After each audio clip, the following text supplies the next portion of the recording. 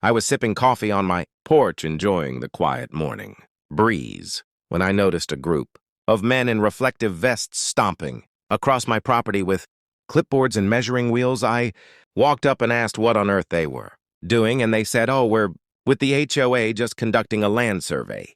Because apparently your fence is on our side." I laughed because my family has lived here for decades, and that fence has been in the same place since before half the neighborhood was even built, but these guys insisted they had authority from the HOA, and the president herself, Karen, was standing smugly on the sidewalk with her arms crossed, saying this land was actually part of the HOA's common space and that I better prepare to move my fence back, or else. I told her flat out she had no right to be on my property, and she shouted, "Fine, we'll settle this in court," like she owned the whole world. Well, weeks later, I show up in court with the original land deed maps, surveys, and even testimony from the county land office showing the HOA's property. Line ended way before my fence, and when the judge looked at the paperwork, he didn't just rule in my favor.